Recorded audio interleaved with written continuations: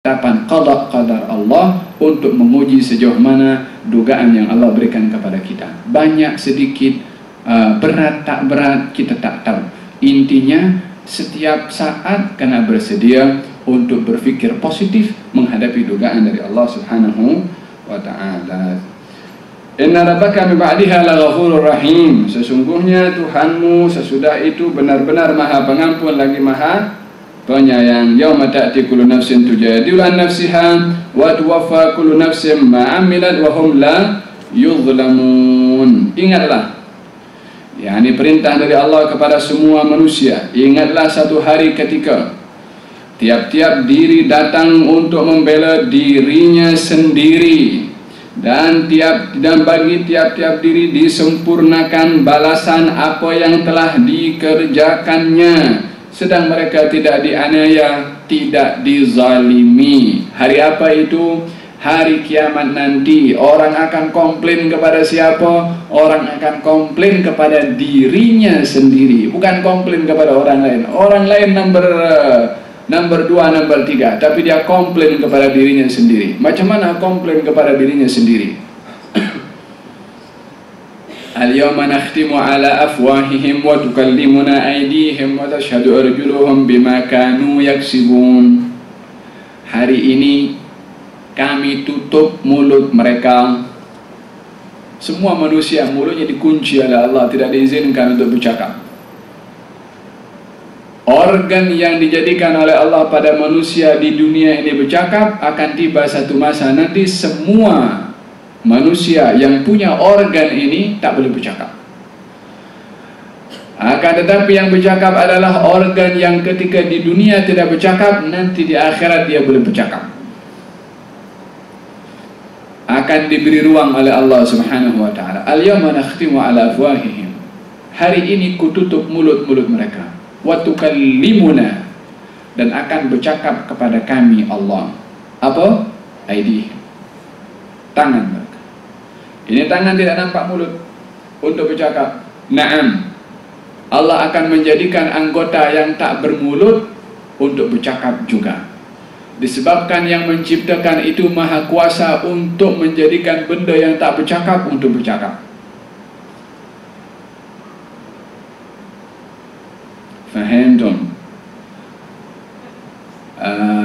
Wa tukallimuna aydihim wa tashhadu arjuluhum bima kanu yaksubun. Disaksikan oleh kaki, pohon akan bercakap, aku saksi apa yang dikatakan oleh tangan itu benar. Aku saksi yang dikatakan oleh organ yang lain itu adalah benar. Siapa yang menjadi yang akan berjuru bercakap nanti? Anggota tubuh yang lain. Mulut habis masa untuk bercakap. Setelah semua organ bercakap, baru Allah Subhanahu wa ta'ala buka mulut untuk bercakap. Apa kata mulut? Dia berkata kepada tangan, lima syahidtum alaina. Kenapa kamu wahai organ, wahai tangan, wahai kaki, wahai anggota yang lain, kenapa kamu mendatangkan saksi yang mendatangkan pada hukuman kepada kita? Lima syahidtum alaina. Kenapa kamu menjadi saksi untuk dihukum oleh Allah? Alaina, kepada kami. Kami itu siapa? Setiap individu. Kenapa dikatakan kami? Sebab individu ini rangkuman daripada beberapa organ. Kamu tangan yang bercakap juga akan kena hukum. Kamu kaki yang menjadi saksi juga akan kena hukum. Semua yang bercakap akan terkena hukum juga oleh Allah Subhanahu wa ta'ala. Tetapi ini akan ditaskhir oleh Allah untuk bercakap realiti dan hakikat kebenaran yang dilakukan ketika di dunia. Tangan yang masuk dalam bawah untuk terima rasuah umpamanya,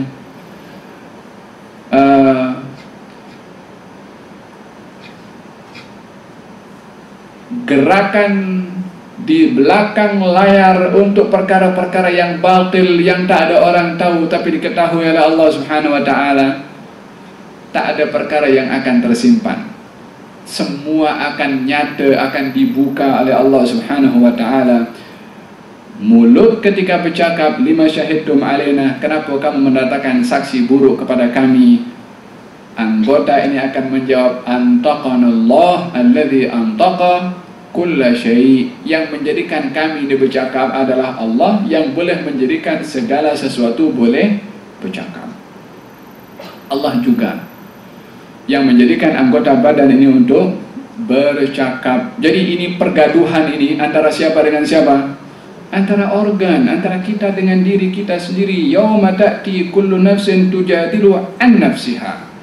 Ingatlah satu hari nanti tiap-tiap diri datang membela dirinya sendiri. Daripada siapa? Ya daripada dirinya sendiri juga. Belum lagi dengan orang lain.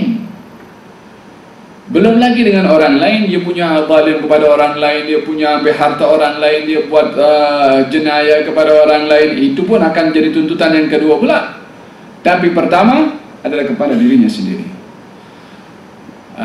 Walihada yawma tajidu kullu nafsin ma amilat min khairin muhdara wa ma amilat min su'in tawaddu law anna bainaha wa bainahu amadan ba'ida wa yuhadzirukumullahu nafsah.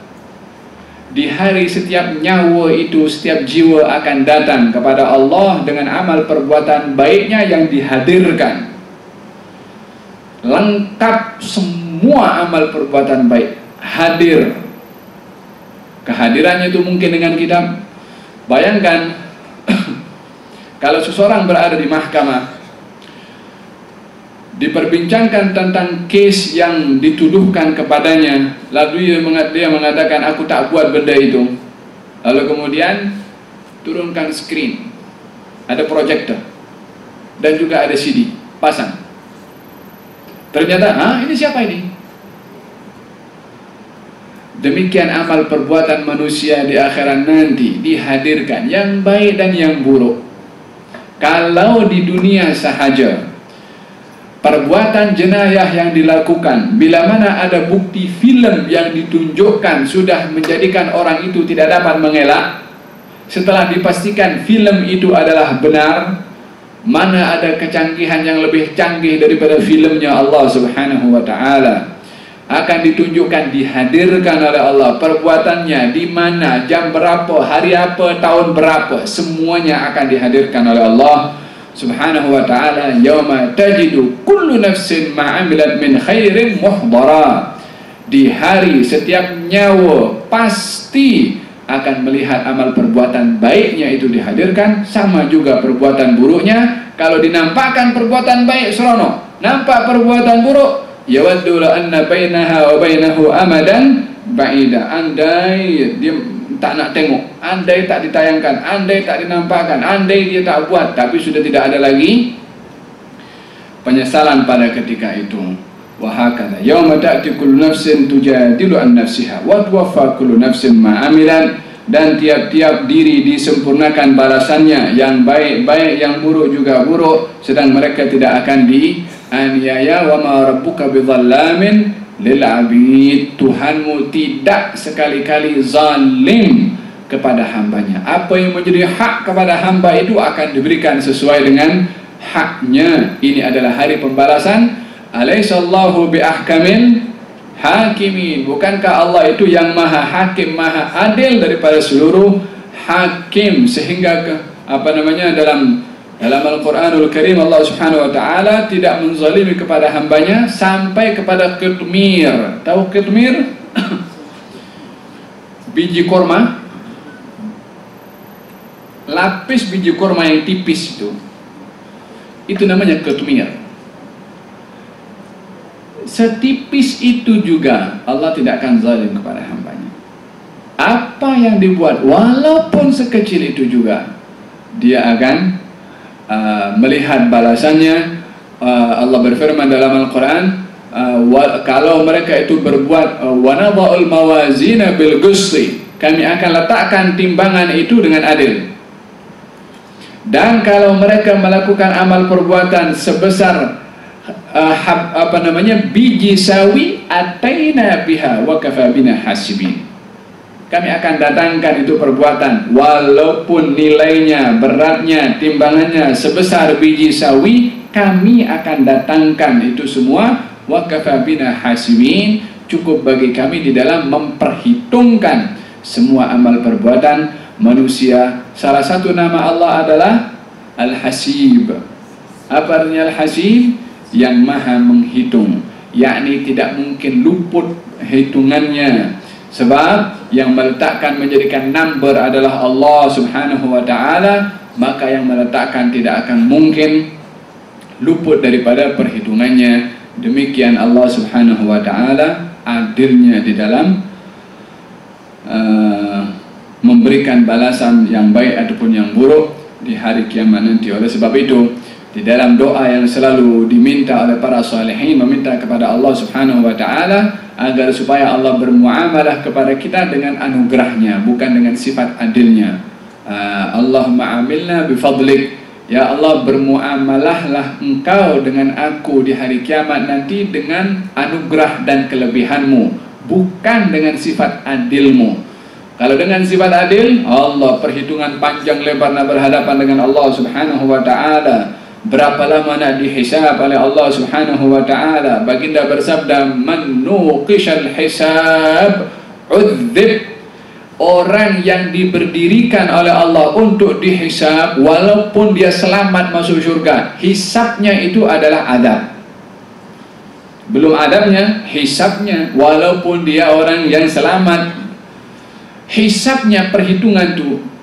Orang kalau dipanggil oleh Interpol itu, yang apa namanya, intelijen, untuk diinterogasi, dapat surat saja dah gemetar dah. Kalau dulu di hadapannya lagi, ini berhadapan dengan siapa? Dengan Allah Subhanahu wa ta'ala. Oleh hada dikatakan apa namanya, kalau berdoa kepada Allah, ya Allah, bermuamalah dengan aku dengan fadlik, anugerahmu, kelebihanmu, rahmatmu, sifat pemurahmu, la bi'adlik, bukan dengan sifat adilmu. Karena kalau seseorang itu disikapi dengan sikap adil, maka dia pun sudah akan merasakan susahnya al-hisab, perhitungan dari Allah Subhanahu wa ta'ala. Oleh hada apa namanya, apa itu, di antara golongan yang istimewa adalah orang yang masuk surga tanpa hisab. Kenapa dikatakan istimewa masuk surga tanpa hisab? Karena hisabnya itu adalah adab. Maka terselamat daripada hisab yang merupakan adab adalah merupakan satu perkara nikmat dari Allah Subhanahu wa ta'ala bila mana terselamat daripada al-hisab. Moga-moga Allah Subhanahu wa ta'ala memberikan kita surga tanpa hisab. Wa daraballahu mathalan qaryatan kanat aminatan mutmainnatan ya'tiha rizquha ragadan min kulli makanin fakafarat bi'an'umillah fa'adhaqaha Allahu libasal ju' wal khawfi bima kanu yasna'un wa laqad ja'ahum rasulun minhum fakadzabuhu fa'akhadhahumul 'adzabu wa hum zalimun. Dan Allah telah membuat suatu perumpamaan dengan sebuah negeri yang dahulunya nyaman lagi tentram, rezeki datang kepadanya melimpah ruah dari segenap tempat, tetapi penduduknya mengingkari nikmat-nikmat Allah. Karena itu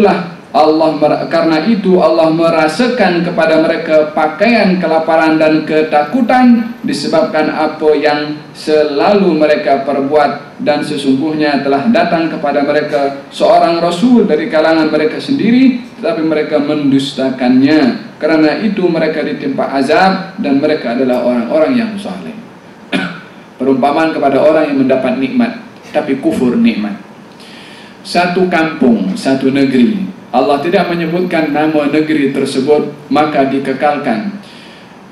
General mana-mana negeri yang mempunyai sikap dan perangai yang sama dengan negeri yang diberikan perumpamaan oleh Allah, nasib yang sama juga akan menimpa kepada negeri tersebut bila mana negeri itu mempunyai perangai sama dengan negeri yang diadab oleh Allah. Apakah perangai negeri yang diadab, penghuni negeri yang diadab oleh Allah Subhanahu wa ta'ala? Negeri itu adalah aman, tentram, damai, subur. Bukankah ini semua bahagian daripada nikmat Allah Subhanahu wa ta'ala? Nikmat yang paling besar adalah nikmat aman dan juga damai. Nikmat juga subur, rezekinya adalah diberikan oleh Allah Subhanahu wa ta'ala. Nabi Ibrahim ketika selesai membangun Ka'bah, maka yang diminta oleh Nabi Ibrahim, Rabbij'al hadza baladan amina. Allah jadikan negeri ini aman. Pertama diminta aman. Baru yang kedua, warzuq ahlahu minats tsamarat. Berikan rezeki kepada penduduk negeri ini dengan buah-buahan. Apa yang diminta dulu oleh Nabi Ibrahim? Aman. Lepas aman, minta rezeki. Rezeki banyak, kalau tidak aman, semua orang sibuk macam mana nak jaga nikmatnya kalau negeri ini tidak aman. Macam mana nak simpan hartanya, macam mana nak simpan kekayaannya kalau penjenayah perompak di mana-mana ada. Oleh karena demikian, lebih baik aman, kurang rezeki berbandingkan banyak rezeki tapi tidak aman, tak tentram di dalam hidup, tidak selesa di dalam hidup. Maka baginda Rasulullah bersabda, man asbaha aminan fi sirbihi, barang siapa orang yang pada hari itu aman, dapat makanan untuk cukup makan hari itu, ada pakaiannya dapat menutup auratnya pada hari itu, dia sudah mendapatkan banyak daripada dunia yang Allah beri. Apa itu? Aman satu hari, makan satu hari, pakaian cukup untuk menutup aurat satu hari. Kita punya almari ada 10 pasang, 20 pasang pakaian untuk dipakai satu hari, satu pakaian pun 7 hari. Kita punya simpanan untuk 20 hari. Nasib baik ini hari hanya 7. Kalau 20 hari kita ganti setiap hari sampai 20 hari. Wahakadha Allah subhanahu wa ta'ala melimpahkan banyak nikmat. Wa qalilum min ibadiyash syakur. Tapi sikit yang bersyukur. Nikmatnya banyak, yang bersyukur sikit. Syakur orang yang banyak bersyukur. Yang sikit tu yang banyak bersyukur. Orang yang syukur mungkin kot lebih, tapi yang banyak bersyukur itu yang sikit. Yang ada orang yang kurang bersyukur, sudahlah banyak diberi nikmat, bersyukurnya kurang, minta tambahan nikmat pula. Hadapilah nikmat dengan banyak syukur, bukan hanya dengan syukur sahaja Allah akan tambahkan nikmat. Tapi kalau nikmat disikapi dengan kufur, macam mana nikmat disikapi dengan kufur? Tidak mempergunakan nikmat itu sesuai dengan tujuan Allah beri kepadanya.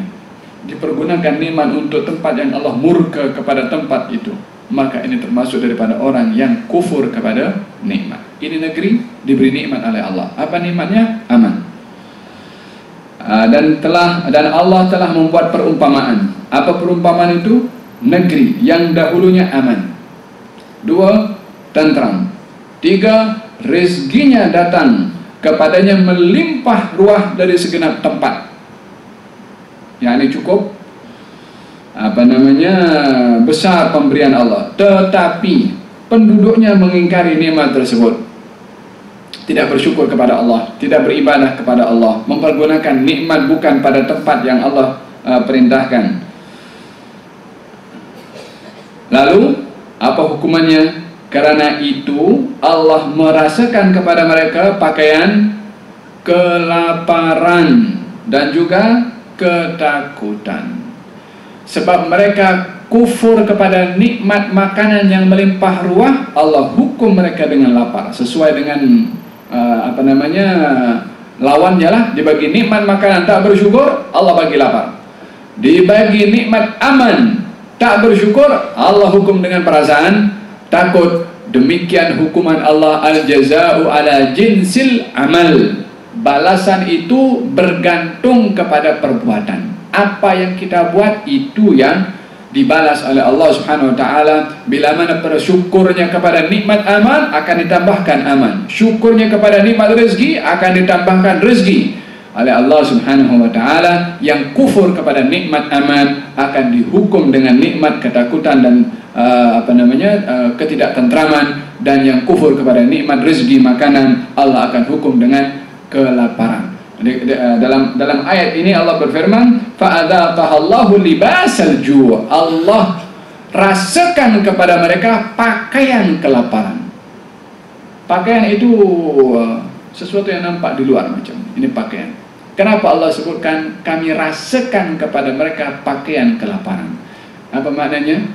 Oleh kerana pakaian itu adalah yang menutup badan, dan ini yang dinampak oleh orang lain. Orang lain pun akan nampak bagaimana mereka yang diduga dengan kelaparan melalui tubuh badan mereka kurus kering. Macam mana pakaian dinampak daripada luar, kelaparan orang yang diduga oleh Allah pun juga nampak daripada luar. Kurus badan mereka, seakan-akan berbulan-bulan tidak makan, tidak tersisa daripada mereka kecuali kulit dan tulang sahaja, disebabkan oleh karena bima kanu yasna'un, sebab perbuatan mereka sendiri. Apakah perbuatan mereka? Perbuatan mereka adalah kufur nikmat aman dan kufur nikmat rezeki yang diberikan oleh Allah Subhanahu wa ta'ala. Ini bukan hanya berlaku kepada negeri yang pernah dihukum oleh Allah, tapi akan berlaku kepada mana-mana negeri yang kufur kepada nikmat Allah Subhanahu wa ta'ala. Untuk diduga oleh Allah hanya bergantung masanya bila Allah alam. Itu kuasa Allah, tetapi ini adalah pemberitahuan dari Allah, hukuman kepada orang yang kufur nikmat dengan dicabut nikmat tersebut. Idza kunta fi ni'matin far'aha fa innal ma'asi tuzilun ni'ama. Kalau kamu dapat nikmat, jaga hak nikmat itu dengan bersyukur. Sesungguhnya maksiat melalui nikmat adalah akan menyebabkan dicabutnya nikmat itu oleh Allah Subhanahu wa ta'ala. Waliyadu billah. Dan sesungguhnya telah datang kepada mereka seorang rasul daripada kalangan mereka sendiri, tetapi mereka mendustakannya. Karena itu mereka ditimpa azab, dan mereka adalah orang-orang yang zalim. Mereka diingatkan oleh Nabi yang diutus oleh Allah kepada mereka untuk tidak kufur kepada Allah, untuk beriman kepada Allah, untuk bersyukur kepada Allah. Akan tetapi mereka degil, maka Allah Subhanahu wa ta'ala hukum kepada mereka dengan hukuman yang selayak mereka dapat daripada bergantung dengan sikap mereka kepada Allah Subhanahu wa ta'ala. Moga-moga Allah Subhanahu wa ta'ala menjadikan kita orang yang menghargai nikmat Allah dengan bersyukur kepada Allah Subhanahu wa ta'ala, dan kita digolongkan dalam golongan orang-orang yang sedikit